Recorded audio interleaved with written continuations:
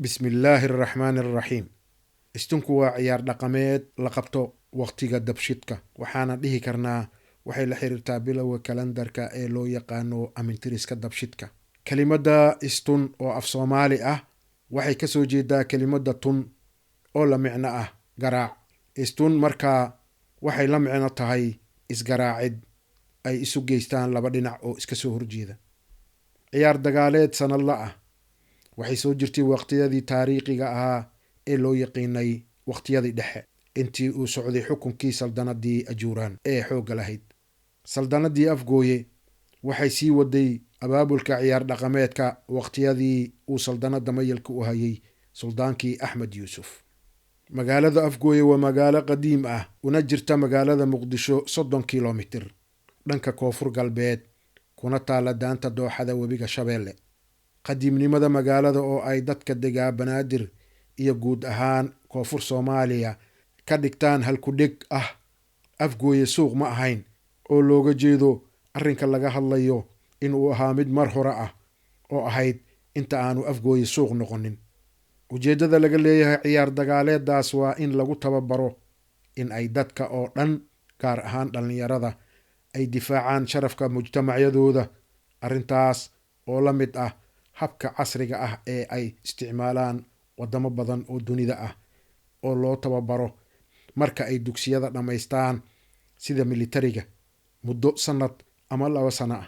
saldanada galedi oo ahayd gaashaanbuur ay isku bahaysteen qabaa'il iyo isbahaysi aan lagu degdegi karin oo ka dhisnayd magaalada afgooye ayuu istunku u ahaa sidaas oo kale hab u shaqeeya laakiin ka yara gedisan oo ah in dhalinyarada ay qaataan tababar sanadle ah oo ay ku bartaan xeesha dagaalka, geesinimada iyo u adkaysiga hor istaaga cadowga ee goobaha dagaalka, iyo in qofka uusan hambaabirin oo uusan boodin marka ay isku hugunto qaylo dagaaleeda birtana la isla dhex qaado.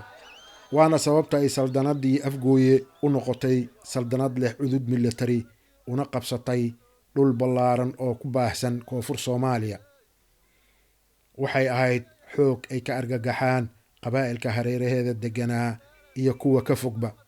tusaale ahaan saldanadu waxay olole dagaal ku qaaday magaalada Baardheere oo u jirta 400 kilomitir magaalada afgooye. inta u dhaxaysa afgooye iyo Baardheerana xaafkay ku qaaday oo gacantay ku dhigtay. waxaase jiray qabaa'il gaashaanka u dhigay wax alle iyo wixii hadidaad ah iyo gardaraysi ee kaga imaanayay dhanka saldanada afgooye. waxaa kale oo la sheegaa in sababta loo ciyaaray istunka in ay ahayd haddaan la ciyaarin sanadkaa in ay abaaro dhici doonaan oo beeruhu aanay si fiican u bixi doonin iyo in cudurro imaan doonaan.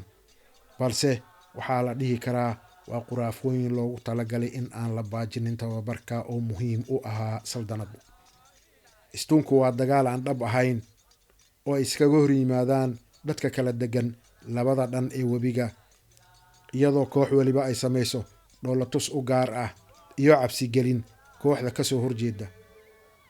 dhoolatusyadu waxay bilowdaan in muddo ah ka hor maalinta madasha istunka iyadoo ay koox waliba ku soo marto socod gaada ka ciyaar ah iyo soo bandhigid muruq wadooyinka xaafadaha kooxda ka soo horjeeda iyadoo la isu tirinayo shirib isugu jira faan, agajugleyn iyo isxifaaleyn. ciyaarta istunka waqtigeedu waxa uu ku beegan yahay bilowga sanadka amintiriska Soomaalida ama kalendarka Soomaalida oo bilowda dabshidka kaas oo ku beegan toddobaadka 3aad ee bisha Luulyo. waayihii hore ciyaaraha waxaa la isticmaali jiray hub dhab ah waxaana ka dhalan jiray dhaawacyo halis ah oo soo gaara ka qaybgalayaasha ciyaarahaas waaba haddaysan keenin dhimasho. gadaalihii waxaa lagu bedelay ula looga yaqaano deegaanka afgooye labeyti oo ka baxa hareeraha webi Shabeelle. ulahaas waxay sababi karaan xanuun daran balse ma reebaan wax dhaawac ah oo halis gelin kara qofka ciyaartooyga ah. koox waliba waxay martaa suldaanka gurigiisa isagana waxa uu soo istaagaa albaabka si uu ula kulmo koox waliba iyadoo koox walba ay koox ka dambayso. haweenka ugu dambeeyo shiribka iyo gaadaka ciyaarka loo yaqaano sarqaatis looma kala hoyadee waaga ayaa loogu dhigaa. marka raggu ciyaarta sarqaatiska iyo gaadaka ciyaarka ku jiraan, haweenku dhankooda waxay kooxdooda la garab taagan yihiin carab dhow iyo alalaas iyo weliba shaah, qaxwe iyo wax la cuno. maalinta madasha istuunka waxaa la isugu yimaadaa barxad loogu talagalay ciyaarta. koox walibana waxay ka soo gashaa dhankeeda, waana marka ay sheekadu dhanaanaato, iyada oo dagaalyahanada ama ciyaaryahanada ay soo xirteen dharkooda u gaarka ahaa. hubka ay ku dagaalgeli lahaayeenna uu u dhan yahay, oo ah ulaha aan hore usoo sheegnay. ayaa ciyaarta waxaa lagu bilaabaa marka uu yeeriyo nin ka mid ah odayaasha waxa loo yaqaano simbaar, oo ah turumbo lagu sameeyey deegaanka. waxaana fooda isdara labada koox, waxaana la iskula kufaa usha.